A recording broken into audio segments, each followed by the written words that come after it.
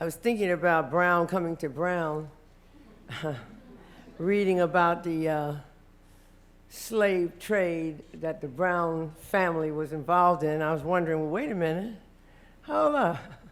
There might be some 40 acres over here for me, because I came from the Brown plantation, or the Brown something, slaves sold all over the country, and I believe the Brown part of me came out of Virginia. And so when you get the slave ships coming in through the port here, through the Brown family, then you find that these slaves went a lot of places. According to your own record, you had over 1,000 voyages coming out of Rhode Island, and 100,000 African slaves were brought here, and African people were brought here and put into slavery out of the port of Rhode Island, which apparently was the hub of the Atlantic slave trade for some time. So I am looking for my 40 acres. I'll take it right here in Providence. You think I'm kidding, but I'm actually not. I didn't think about it until I really started to realize I was coming to a school named Brown and what the Brown people did. So when my daughter got married, she changed her name as such to her husband's last name, and a bunch of sort of bourgeois feminists wanted to know why she changed her name to her husband's name. And I said, well, first of all, that wasn't her name. We don't know whose name Brown was, so it wasn't her name, so she just changed her name and did what she wanted to do. In any case, over this last week, we commemorated the 50th anniversary of the founding of the Black Panther Party in Oakland, California. It was a fantastic 4-day event. Our theme was, where do we go from here, which was the theme of the last great, well, not the last, but certainly one of the greatest speeches I believe that Dr. King ever gave in August of 1967. Our intent was not only to explore the history and legacy of the Black Panther Party, but also to use whatever lessons were available during that period to resurrect the spirit of the Panther and perhaps give new life to a new movement in America today. Our revolutionary ideology and the practice of, quote unquote, serving the people, body and soul, of waging struggle on every front from the ballot to the bullet, have left a lasting legacy. Our struggle, we recognize, this, I'm just going to give you a quick overview of the Black Panther Party struggle, our ideology. We first recognized that our freedom was tied to the freedom of other people, and we formed coalitions with other oppressed groups in America, including the American Indian Movement, the Brown Berets, the Young Lords, and the Young Patriots, who were young whites who were a part of coming up and calling themselves hillbillies from Chicago, coming out of Appalachia, and so forth. And that was an organization with which we had a very serious coalition, along with the Red Guard Chinese organization. Beyond the United States, we had alliances with any number of revolutionary liberation struggles. My young sister I met today, Gwen, Zimbabwe African National Union, ZANU, with the Mozambique Liberation Front Frelimo, Pan-Africanist Congress of South Africa, PAC, the Irish Republican Army and Sinn Féin, the Popular Front for the Liberation of Palestine, the PFLP, as well as the PLO. We created international organizations that were affiliates of ours and factions of ours, like the Polynesian Panthers in New Zealand. We had strong relations with any number of revolutionary governments, from Vietnam to North Korea to China to Cuba.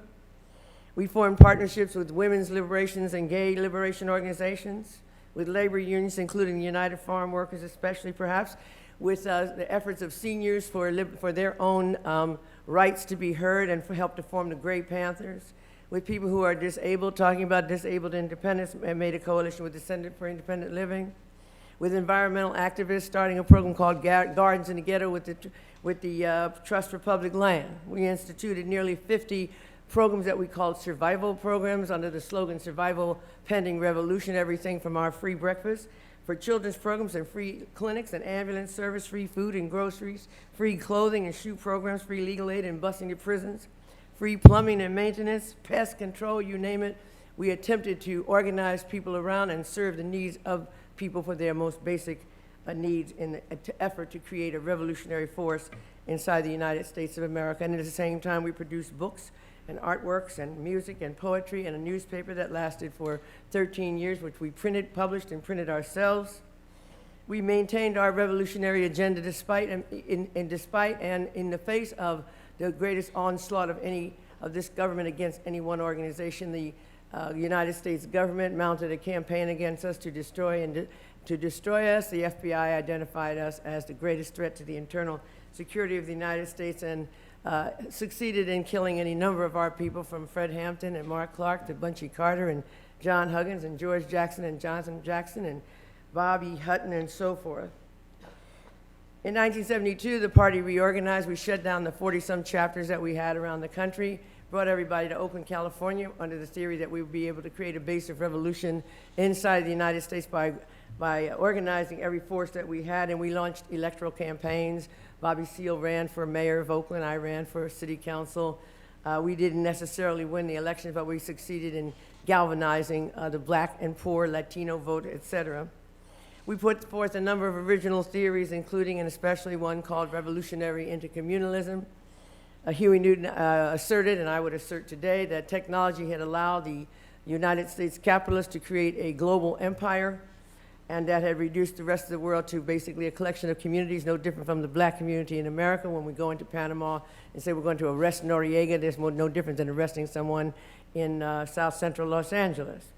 And we called that reactionary intercommunalism, but we felt that because of technology would bring people together because the need to sell products and distribute goods all over the world, and that technology would provide a tool that would allow us to create global revolution and bring about what we called revolutionary intercommunalism. So that was basically the big part about the Black Panther Party. The party died. You can ask me some questions about that, but we did around 1981, but we'd like to think that the spirit of the Panther is still alive today. So where are we now in terms of the legacy of the Panther, in terms of where we are in terms of social movements? What we see is a number of police murders of people of color, mostly black people, and we see protests all over the country, but these things are often countered by people saying, well, yeah, but you know, you're talking about the police killing, but what about all these gangsters in Chicago and all this black on black crime? A discussion that we could have, and I'll get back to it in a minute. And you have a situation right now, the neoliberal agenda that was introduced by Wall Street. They brokered a number of systemic changes so that we now no longer have social programs, and what social programs there may or may not be are being privatized every day. So that what we have is now a social, what I call a social Darwinist cesspool where you can sink or swim, but that's the way it is. And now we are choosing between a racist, ignorant capitalist named Trump and a warmonger who supported the very legislation that has led to mass incarceration named Clinton. We have a national dialogue that is overwhelmed by neoliberal propaganda where we blame the victim for the crime. We say that people are poor because they're lazy, or people are, there are no poor people, but if they are poor, it's something wrong with them, some self-inflicted wound, and that's what we generally say. I would assert that that arose in the Clinton era, the first Clinton era as it may be. Bill Clinton, 1 year after he was elected president in 1993, in November or so, October, November, Clinton went to speak before a black audience at the very church in Memphis, Tennessee, where Dr. King gave his last great speech where he talked about, I've been to the mountaintop, seeing the other side. I'm not fearing any man tonight. I know that we as a people will get there, even if I don't. And so we have a situation where Clinton is now standing there in November of 1993, standing before this black crowd of people, deemed the first black president. I guess you know that Obama really wasn't. According to some people, Clinton was the first black president. I'm not one of those people that thought that, but some people did, including some very prominent black people thought that about him. I don't know what it was. Maybe it was his lips. Maybe it was his hair. Maybe it's because he ate watermelon or what have you, from Arkansas. But in any case, he was deemed by some people as the first black president, so he felt comfortable standing in this pulpit, and after thanking Bishop somebody for the barbecue, he went on to launch the main theme, and that was, what would Martin say if he were alive today? And Clinton proposes to speak for Dr. King by referring to him as Martin. He says, Martin would say if he were alive today, he would say, I died for your freedom, but look what you've done with it. All this black on black crime, all this unwed teen mothers, all this breakdown of the black family. And all the black people in the audience would say, oh, you right, Master Clinton. We done messed up freedom. We done messed up freedom. We were free. Now, none of you was around, maybe might be one or two, but I don't see you, in 1968 when King was killed. But I was around, and I can recall that in April the 4th, the day he was assassinated, he was still talking about freedom. Matter of fact, he was building up a poor people's campaign, talking about the wealth disparity in this country and talking about economic justice and so forth, and identifying black people as not being free. So I'm going to assume, because we really believed him, that we were not free on April the 4th of 1968. And then Bobby Hutton, the first Black Panther to be killed, was killed in Oakland, California in April the 6th of 1968. I joined the party right after that, and I fought for what I thought was freedom. You gonna open it for me? Because I can't ever open stuff. Thank you very much. Thank you so much. Okay, thank you so much. I just don't want to stand up here and start coughing or something. Anyway, so King died, or he was killed, and I joined the Black Panther Party. We thought we were fighting for freedom, and I spent the next 10 years in my life in the Black Panther Party. And then we went on to do a number of other things, and I just can't remember that moment when we were free and messed it up, unless I slept through freedom on the night of April the 4th, and it happened. We messed it up between April the 4th and April the 5th. I don't get it. So Bill Clinton says we messed up our freedom as though we were free, or as though Dr. King had died, when in fact we know he was assassinated, and most probably by the very government that Bill Clinton was representing when he made that statement. And so what is this question of black on black crime? This is our way of saying, well, we no longer are responsible for the conditions of black people in the ghetto and the poverty that has brought about this kinds of conflict and rage. This is your fault. There's something wrong with you committing all this crime. White people aren't killing you, you're killing each other. We say that today. That's how we get around police brutality. No, what about all those people in Chicago? You know, they always go back to the gangster disciples in Chicago. They don't talk about the biggest gangster in Chicago. His name is Rahm Emanuel. He's the mayor. So I won't even go off into Rahm Emanuel's history, because it's pretty serious. And so what's this question of black on black crime? First of all, crime is a political question. It's not a moral question. You can kill someone with impunity, right? Someone comes into your house, tries to kill you, bam, you blow them away, that's the end of it. Nobody's going to charge you with murder. Any number of reasons. You might go to the war and kill some people in Afghanistan. Nobody's charging you with murder, so we know that killing is not a crime. It's just a crime when the people that are in charge of the system say it's a crime. So this question of black on black crime, but the statistics are that the greatest amount of crime is committed by white people on white people. So white on white crime is actually the biggest amount of crime, because white people are the majority in America. It's not very complicated. And so we could go on about how we can frame the type of crime as though there's something particularly vicious about, quote, black on black crime, but this is our way of deflecting any questions about why black people continue to die in the streets and so forth and so on. And then there's this unwed teen mother and this breakdown of the black family. And, I say, well, the black family was broken down back in the 1600s when you start dragging African people from the continent here to act as slaves. We didn't have families for 250 years. We weren't even allowed to. The law provided for us to not have families or do anything else that other human beings did. So this was a way, though, for Bill Clinton to introduce the idea of the three strikes crime bill. It's your fault you got so much crime, so I'm going to help you. And black people ourselves started saying, we thank you for that. Because these bad boys walking around with these sagging and wearing a grill. This is the problem. We would be free. If it wasn't for those people listening to that gangster rap, we would all be free. So we're going to help you, and we're going to start putting people in prison for that third strike, and we're going to create this legislation. And that legislation is going to go not only to the third strike, but we're going to dismantle the entire juvenile justice system, because we're going to put these little bad boys in prison. We don't care how old they are. We are sick of them running around here and scaring us, these little super predators. That's what they were called, super predators. That's some oddball term that was coined by some guy named John DiIulio, who wrote a book with a guy named William Bennett, who used to be the Secretary of Education, called My Black Crime Problem and Yours. And this is where we get the idea of the super predator. But in any case, we're going to put forth the three strikes crime bill. And black people in the Congressional Black Caucus not only supported, but Clinton said if it hadn't been for Kwesi Mfume, who was then the chair of the Congressional Black Caucus, this would have never passed.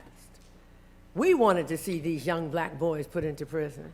And so we went along with that. And so now we're not responsible for their behavior. And we don't have to have any program about poverty, about ghettoization. We don't even have to speak about it because this is their problem. It's some kind of criminal problem they have. And then about these teen mothers, we're going to fix this too. We are not going to pay any more money for these lazy Shaniquas to lay up there and have all these babies while we are out here working hard.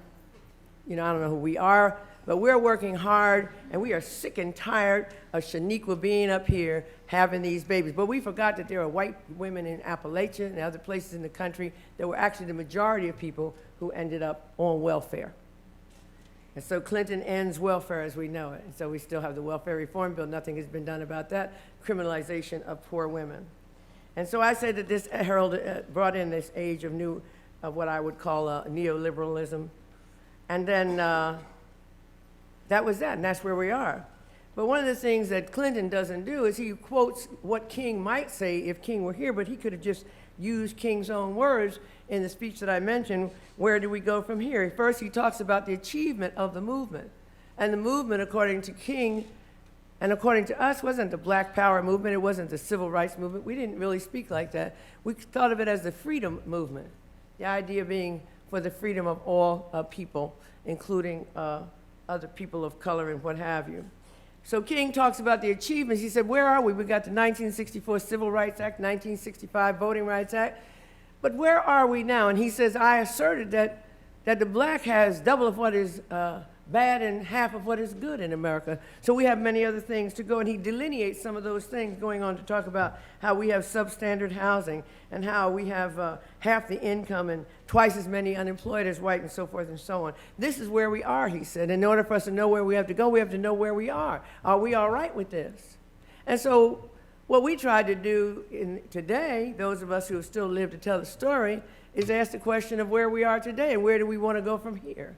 Maybe everybody's all right with the society as it is. Some of us are not. When we look at black people as a measure for where this society is, we can look out and see several things. We see that we represent 25% of the poor in America, even though we're only 13% of the population.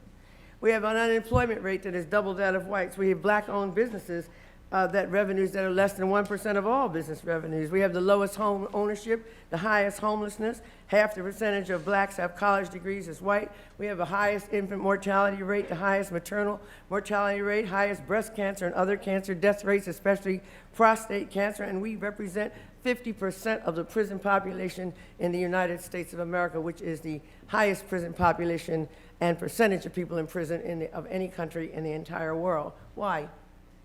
Something wrong with black people? Maybe we have a criminal gene.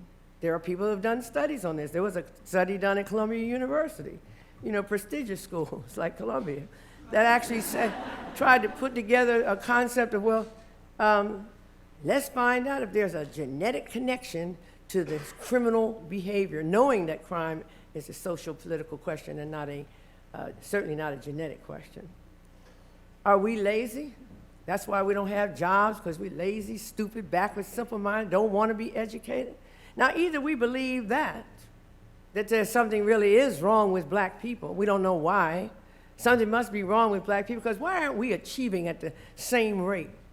Even people coming from the African continent will say, look, these people, they did all right.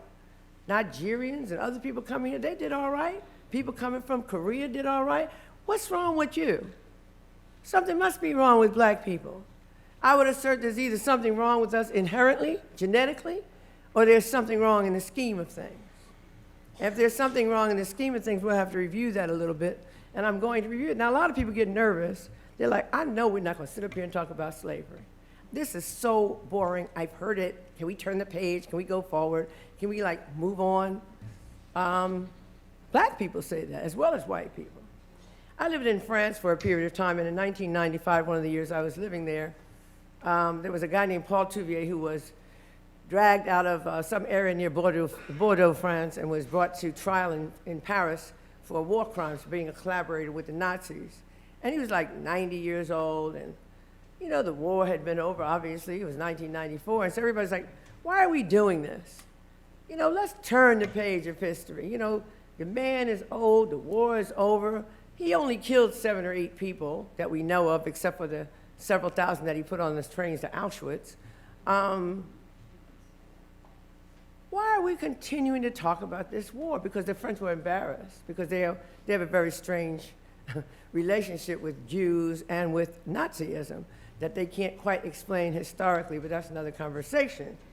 So they're like, why? Can't we just turn the page? And the French prosecutor said, we can turn the page of history. We must turn the page of history, but we have to write the page before we turn the page. We have got to look at what goes on in this country and stop acting like we don't notice. And I see people trying to get up. You can get up and go. I don't care, because I'm here for whatever I got to say. This is me. This is my speech. And so what I'm saying is this: if we don't look at what this country did, then we won't understand what's going on today or why we're even talking about the Black Panther Party in the first place. So we just sit here myopically saying, oh, wasn't that wonderful, the 60s, whatever, it's flower children, something. We won't know. So we have to then go back to the very beginnings, and we don't have to take a long time, because we ought to know all this stuff. We ought to know that the first colony, first American colony, as we know, the United States, which was an English colony called Jamestown in Virginia, founded in 1607 or so. And we have to know that that was founded because of the complete genocide of the Powhatan Confederacy, which was the father and all 30 tribes of the Powhatan Confederacy, one of whom, the whole Confederacy being led by Pocahontas' father, you know, the one that was all in love with John Smith and all that mythical tour that we like to take, how they just sort of gave us the land, gave them the land. So this is before the Mayflower, of course, and we have Africans being brought in as slave population within that same time period. This colonization and the beginnings of colonization coming out of Virginia led to a, quote, need for slaves. We'd already known about slaves in this hemisphere from Columbus forward, which had been several hundred or so years before in the Bahamas and throughout South America and so forth. But now we're talking about this settlement here in what we're calling North America, or in the United States, what will become the United States of America. So this increased need for slaves led to, of course, the big Atlantic triangular slave trade, and I've already talked about Rhode Island's participation, like so many of the other northeastern states that like to think they were clean, their hands were clean, and there's only those southern states that used slave labor, but everyone in the country was profiting, and no one in the country, when it was founded in 1776, was opposed to slavery. As a matter of fact, it was written into the Constitution. This country was founded as a slaveholding country in 1776. Just about all of the signers, with a few exceptions, were slaveholders, and nobody was opposing forming a country that had as a foundation a slave population that by that time had created such wealth that South Carolina rice planters and Georgia cotton planters or growers were among the richest men in the world. And Thomas Jefferson himself justifies, not much after 1776, he writes a book called Notes on the State of Virginia, where he talks in pastoral terms about the beauty of Virginia, talks about the native people, how they're interesting sort of savages, which actually he does say they, not sort of, but they are, and that they are interesting, but he said the question will arise as to why the black hasn't been included in this equation of equality. How come we didn't include the black? How come we actually said that the black will be counted for the purposes of representational government, will be counted as 3/4 of a man, but other than that, we had no actual citizenships or rights or anything else, and people continued to hold slaves, including and especially Thomas Jefferson. And he writes in Notes on the State of Virginia, he says, the thing is there are differences between us that are serious, scientific differences, like the color of their skin. It's that immovable veil of black that they have. It's not beautiful like our skin, the admixture of white and red that the white has in his skin. And these are his words, not mine. And he says, and their hair is not long and flowing like ours. And they have an odor, a distinct odor that is disagreeable. And they are lazy. And they lust after their women. They don't have love in them. They are like animals who, like an orangutan, he actually says, who just lust after their women, and they have no music or art or literature in them. And I asserted, Thomas Jefferson says in Notes on the State of Virginia, that the black is inferior to the white in the endowments of both mind and body. So we cannot bring this inferior body, this person, into our beautiful society. Although it's interesting that by the time Jefferson runs for president, and we talk about the presidential race today, Jefferson did not win the popular vote being only for white men, but he did not win the popular vote. Aaron Burr won that election. And Jefferson then goes to the Electoral College, the beginning of using the Electoral College, and says, hold up.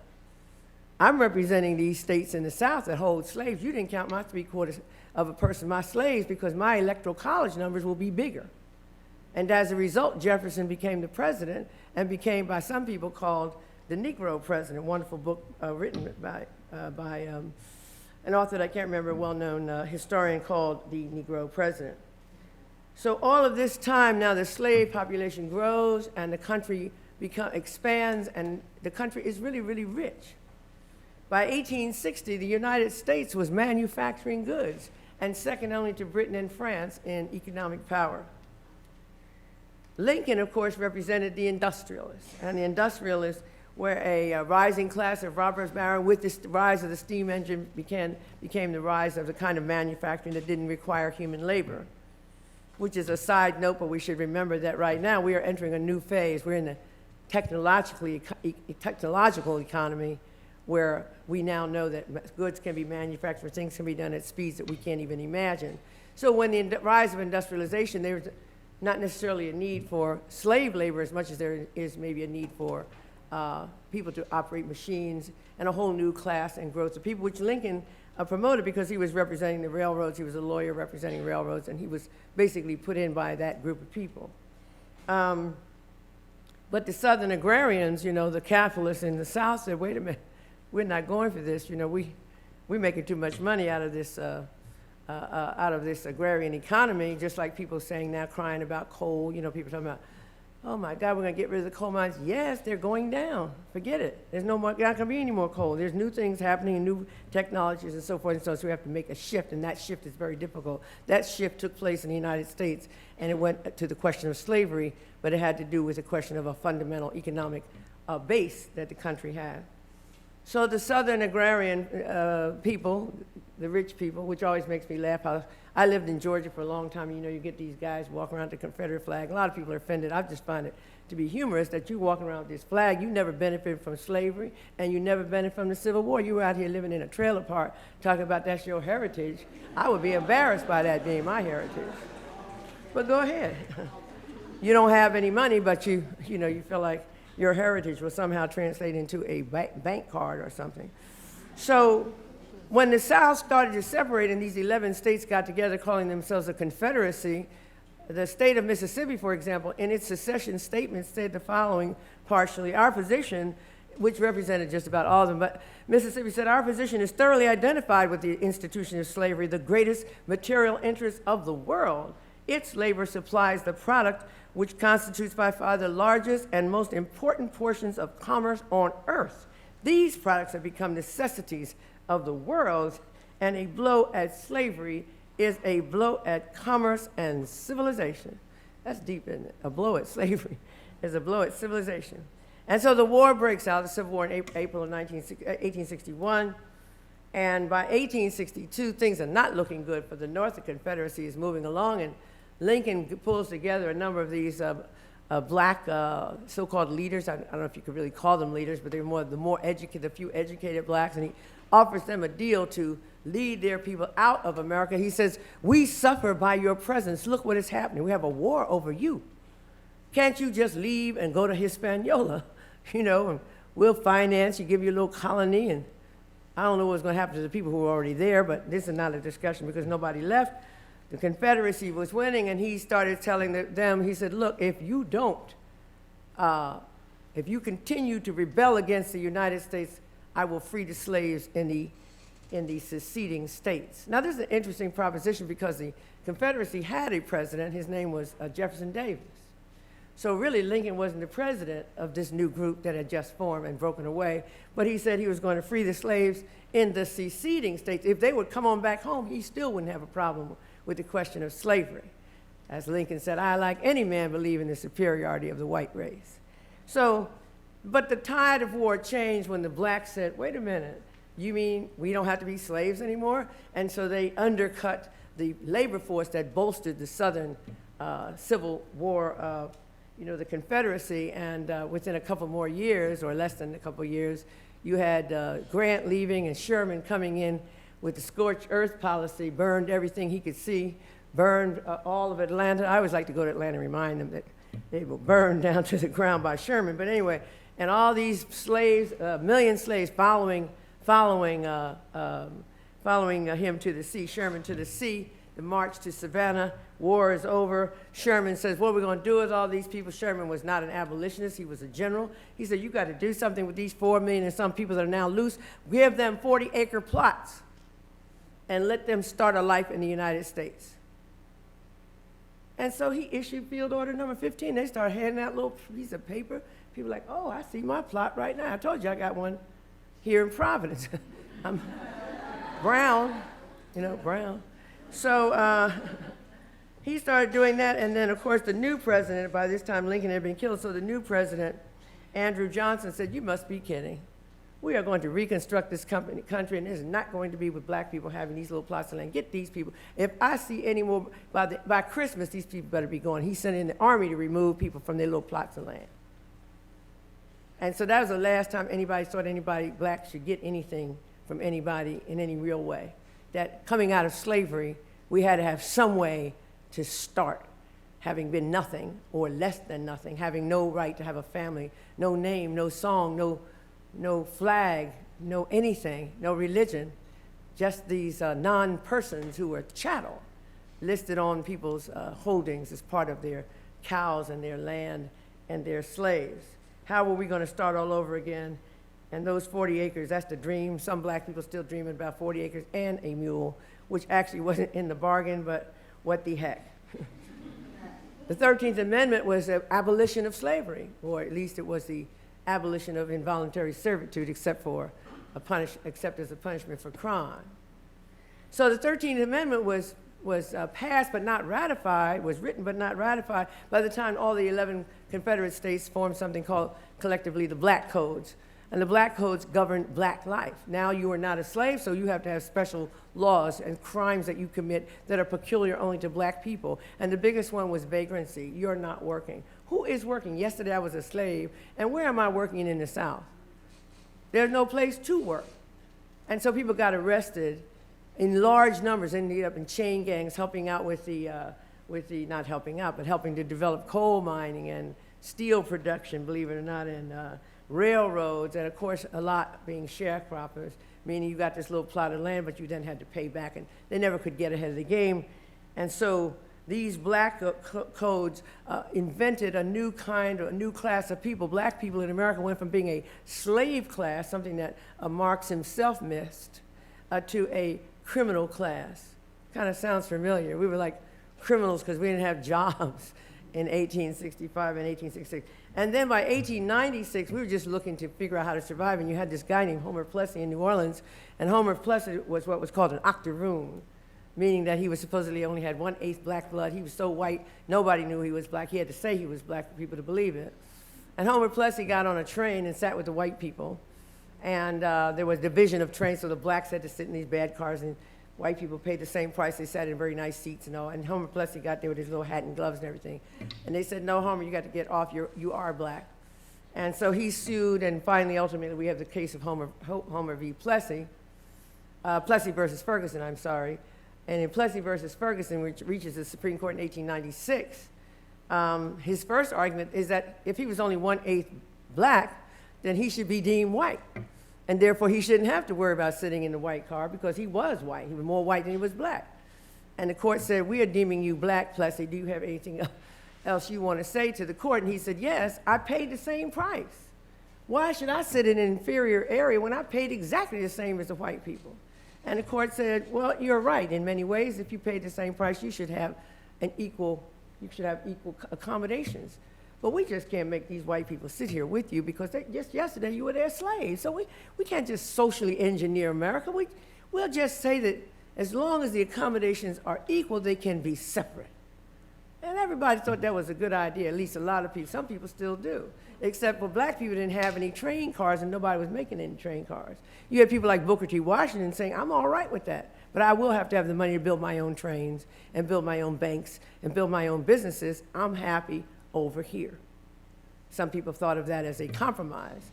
If that had gone forward, we might have a different situation in America. So we began the long march of post-Plessy during the whole Jim Crow period, trying to find housing, trying to find employment, trying to find education and food and health care, where everything was separated, but separation meant we had nothing because we didn't have any equal accommodations. So we fought to do a number of things. In the case of Marcus Garvey, following in the footsteps of Booker T. Washington, we fought just to get independent economic base. So we've said we have our own money, but we had to have something to start with. And you had, as I say, Garvey, and before that, you had Booker T. Washington, and later you had a Nation of Islam talking about do for self, as they said. You had the integrationists, the NAACP and W.B. Du Bois, talking about we can't get anything on our own. We're going to have to integrate, and that means we have to improve ourselves. Talented 10th, if anybody knows that theory. Good thing for Du Bois, he lived long enough to renounce that ridiculous statement. But in any case, we talked about the integration of blacks into the system. And so we went through all of this, and then we had the first Great Migration, talking to this young woman today from Detroit, where black people walked from the South to Detroit. Henry Ford said, come on up here and let's get on this assembly line. This is the first big major manufacturing plant in America, Ford cars in Detroit. The whole color of Detroit went from white to black after Henry Ford called all those black people from the South, the first Great Migration. And so we tried to get jobs. We did anything we could. Second Great Migration, Henry Kaiser calling people from Louisiana, Texas, and Oklahoma into Oakland, California to build up the ships, the Kaiser ships, for the war effort. And after the war, we thought, okay, we had the Tuskegee Airmen, you know, our own black Air Force people, and they were killing Germans, and they never lost a plane. They had all these good things, and we knew there was going to be a double victory. There's going to be victory abroad and victory at home, and we would come home, and life would be better because now we had all participated in the war, and we were going to be equal. And of course, we know that was a joke, right? We were never equal. And equal meant something because it meant I can now go to a hospital, I can go to school, I can do all these things. And so at the end of the war, we realized, black people realized that we were not equal. And there was a big boom, an economic boom, you know, Levittown, stuff like this, you know, washing machines for all, you know, televisions coming around, and black people could never access those things, much less the most basic things, still living mostly in the South, sharecropping, etc.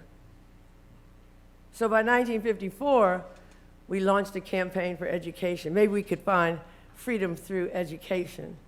Little Linda Brown trying to go to school in Topeka, Kansas. No, we don't want any little nigger children in our school. Little Ruby Bridges in New Orleans being spat in mud so bad you could take the spit and wring it out of her dress. You know the famous Norman Rockwell painting where she has to go to school. She's the only little child sitting in school, and her mother says, be strong, Ruby, be strong. 6 years old, sat there a whole year just to get an education. You know what makes me laugh when people say black people don't want to be, you must have forgotten about Brown. We died for Brown. We bled for Brown. And in places like Boston, one of the most vicious fights over desegregation of schools. I remember seeing a famous picture of a guy with a flag and was going to pierce the back of this black man because he's trying to, with the flag pole, you know, that the pole has a little point at the end. Anyway, so we thought maybe education, and then in 1955 we had the NAACP's heroic Rosa Parks, who said, like Plessy said all those years before, I paid the same price, I want a seat on the bus. A seat on the bus in 1955, that's all I want. I paid the price now, I just want to get on the bus. They said, no, we're not letting no colored women on no buses here with these white people, and blah, blah, blah. And so black people stopped riding the bus in Montgomery. You had the big boycott, and then you get the moral voice of King. And now you have television showing the world, wait a minute, you mean to tell me black people can't get on a bus in America? This gives us every reason to criticize America. We're so glad to have something to criticize America for. So they were happy. The dogs are now biting people who want to sit in and eat at a lunch counter. You know, they want to go to Woolworths. I mean, I'm embarrassed that it was Woolworths, but nevertheless, they went to Woolworths. Equal right to eat a hot dog and a root beer, you know. And then we developed that freedom movement as it evolved because of all this mass public knowledge. The world was seeing this country, the land of free, home of the brave, with black people at the very bottom of life.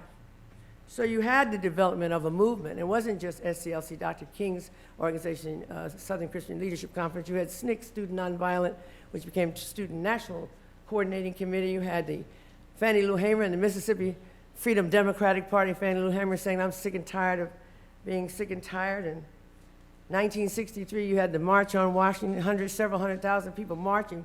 That's that speech that we all know, you know, where Dr. King talks about having a dream. We don't know what the dream was, something about going up a hill, holding hands, little black children, white children sitting together. We don't know what it was. But it was a dream. But it definitely yielded the 64 Civil Rights Act under Lyndon Johnson. And it yielded the 65 Voting Rights Act, that and a lot of marches, including the march across the Edmund Pettus Bridge from Selma to Montgomery in 1965. And by 1968, Dr. King is asking, where do we go from here? Because when I look out, I don't see any real change. Yes, we can vote. Yes, we can vote, and yes, we have our rights. We can use a public toilet with white people and drink out of a fountain. But we don't have any money, we don't own anything, we're poor, blah, blah, blah. And so King says, we need to mount a new kind of campaign, a poor people's campaign, and we're gonna go to Washington, and we're gonna get our money, and we're gonna cash that check. We need, as he says in his speech, we need guaranteed annual income. This was some revolutionary talk here. This is not the little mamby-pamby King we like to remember who was non-violent.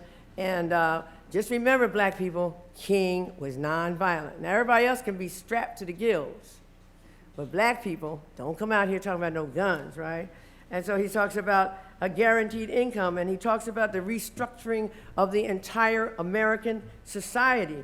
King says, we must question, quoting, the capitalist economy. We've got to begin to ask questions about the whole society and see that the problem of racism, the problem of economic exploitation, and the problem of war are all tied together. We are dealing with issues that cannot be resolved without the nation undergoing a radical redistribution of economic power. This is Dr. Martin Luther King that we have erased.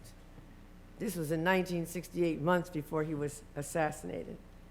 The Black Panther Party was formed in 1966 with the idea in mind that we recognized that we wanted to be free, but that our freedom could not be had without a fundamental change in the scheme and the system of things, and we called for revolutionary change. We were Marxist-Leninists. We did not think of ourselves as, we were not black nationalists.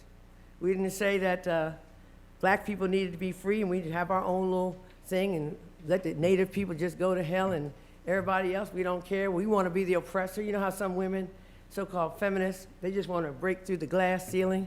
They want to be the men that they always hated. I want to be the one to oppress women, not you. I want to be a general in the army that can go and kill some people and order people to be killed and tortured in Abu Ghraib prison. I want to be that person. So we said we had an agenda, and our agenda was not just for black liberation, but for revolutionary change. And that was the only way we felt that we would be free, and we identified the fact that we felt that we were not free. We organized ourselves around a 10-point platform and program, calling for freedom as our first point, calling for full employment, an end to what we call capitalist exploitation, calling for reparations, decent housing, exemption of black men from the military because we're not going to fight in all these wars of aggression. We called for an end to police brutality and urged all black people to arm themselves for self-defense. We called for the freedom of all black people in prison because they had not been tried by juries of their peers. And we called for land, we called for housing, we called for education, clothing, justice, peace, and people's community control of modern technology. We organized armed self-defense patrols in Oakland against the police. We stood there. We didn't take film of them. We didn't Twitter, Facebook, or send that stuff out. We stood there on those streets and told the police, we're here to observe what you're getting ready to do. You're getting ready to shoot Oscar Grant in the back without any probable cause, et cetera. And we struggled on, and we lost a lot of people to the grave or to the prison. Some still in prison today, some still there. We made some headway, but we fell down in the end in 1981. And what replaced us was what we can call, what a wonderful writer named Gary Webb called a dark alliance. And that alliance was between the CIA and a number of cocaine producers in South America and Colombia and so forth, including in Panama. And we had the sudden influx of cocaine, ultimately crack cocaine, as it became to be known in the black community of America. That's what replaced our struggle. And what has replaced it now is a proliferation of what I call little Bs. I wrote a book called The Condemnation of Little B. And little B was a little young boy, 13 years old, black boy in Atlanta, Georgia in 1997. His name is Michael Lewis. he was charged with murdering another guy, you know, black on black crime. Everybody cried out, oh, this is the problem with the black community. These bad boys, these super predators. That's what he was, a super predator, identified as. Nobody thought that maybe he didn't kill this man. He was said to have killed a good black father, so here we had this tension. And now he's been in prison now for 20 years. He's like my son. I've been fighting forever to get him out, but that's not the story. The story is that little B grew up in an environment like this. So he grew up in a place called The Bluff. And there probably is a place like that here in good old Providence. And, you know, I used to tell people, you're not going to be a vegan in the hood, you know. It's going to be difficult for you. You'll just have to think about that. Veganism will be, unless you want to buy some beans in a can, maybe, or just some cookies that you hope won't have any certain kind of flour, and you won't be able to do that. So anyway, so he lived in an area called The Bluff. Everybody in Atlanta knew. It's right near the Atlanta University Center, where you have Spelman College and Clark Atlanta and Morehouse and so forth. And you also have right down the street Georgia Tech, where you have, you know, it's a pretty prestigious school. And so people from all over, young people especially, all over the city go through The Bluff to buy drugs, at least at that time. You could buy everything from powder to crack cocaine, which really is only a difference in formation. You could buy all kinds of weed. You could buy just about any heroin, ecstasy, you name it, you could buy it in The Bluff within a certain number of blocks. And so this boy was born into that environment. His older brother was slinging dope at the time, as they said. He became the parent to himself and his sister by the time he was 8 years old, because his mother was strung out on crack. He didn't go to school for a while because he was embarrassed by what he had, so he went out and tried to make a little money. By 11 years old, a court declared him deprived. And he said to me, yeah, my mother smoked up the water, meaning that everything went into the crack pipe and even the water was turned off. How did they live? I don't know. How did he survive? I don't know. But by 11, he was on the street by himself, and so he joined his brother in that. And because he was small, called Little B, he could run around and do a lot of things other people couldn't do. And so then there's no more story to this. I mean, he was just convicted, wrongfully convicted, of a murder he didn't commit by four drug dealers who were making deals for themselves, and 2 crackhead women who were high on the stand. And that was the end of it. And now here he is. He's in prison for 20 years, and we don't even think about people like that. These people need to be in prison forever. That we agree with that. There are millions of little Bs. If he were one case, I would say, okay, but there aren't. So if we were to look at the situation where we are today in America, not our own little individual situations, because I know that for myself, I probably can manage because I can manage and manipulate and navigate this system because I've done it. And, you know, it's like I'm one of these people that says, I will never be homeless because I'm going to come into your home, you know what I mean? Now, you can be homeless and get out, or we're going to share and have a wonderful... So we have... Where do we go from here? Do we remain oppressed? And see, all these people we criticize that are supporting Donald Trump, and I don't even want to talk about Donald Trump because it's just, you know, it's bizarre. But the fact is that there are people supporting him, and I would say the people we generally identify are that dying working class white man. And we all know that. And that's because, you know, first of all, there's the race question. You know, I always thought this was our country, meaning white men's country, and too many of these people of color and immigrants coming over here messing up my money as though that's who messed up your money. You know, no Mexican come in here messing up your money. They never owned the coal mines, you see. You have to have a corrected analysis. But the bottom line is we have a large number of people in this country, I would say the majority, who are just operating on a thread. You know, we said during the occupied period 1%, 99%. And so I would say that I would assert that the majority of people in this country are yearning for a better life, but not necessarily thinking that there's something systemically wrong. They know something is wrong, but they're not sure what it is. And so people reaching out to something as ridiculous as Donald Trump for an answer. We don't have education and housing that we need. We are still paying. Why are we paying tuition to go to Brown or anywhere else? I don't know. Civilized countries don't charge money to go to. And I don't mean like reduced thing, better loan packages. No. If you can pay, you don't pay to go to school to the 12th grade, what? And now as a freshman you have to pay money? What, to learn? We really want people to be stupid? Don't want them to learn anything? You don't have to go to college. Maybe there's other stuff you want to do, but there's a lot of stuff out here that you might need some training and education for. Why are we paying to go through this? So education is a big deal.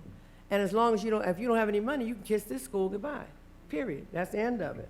And your whole little life plan will be out the window and all that other stuff. We don't have housing. We have tremendous homelessness in this country, and black people are at the top of that. we're waging these wars around the world, and we don't even know why. We don't even know where Afghanistan is. Most people can't even spell Afghanistan. And I bet you if I put it on a map and wrote the word Afghanistan, they would still have difficulty finding it. Why are we there? We don't know. We're just there, killing people, getting killed, all this other stuff. We could take that war money, as Dr. King suggested, and be using it for free education and free health care for everybody. Why are we paying for Obamacare? No Obamacare. I don't care what it is. I don't think we should pay for anything. I don't have the money for cancer treatments, and so I should get my insurance plan together, and I should live like that for the rest of my life. We had free health clinics in the Black Panther Party because we believe that health care is a human right, and no one should be denied it because you don't have any money. It's a basic right. We could use those billions to get decent housing for everyone. We could use those billions of war dollars to demand that and begin to demand that the country begin to redistribute the wealth of the country. There's no reason for so many people to be hoarding things, exploiting other people to make money, and all the other things that we know. So we're saying that, and I'm saying that when we look over this history of the Black Panther Party in this 50th year, and we realize that we did have this movement, what was the relevance of it? I think it is relevant today because the conditions are essentially the same. And we should not be able to rest until we can see that Black people and brown people and other oppressed people in this country and around the world are in fact truly free. And that should be our motivation for going forward together, that we would all be free at last. Thank you very much.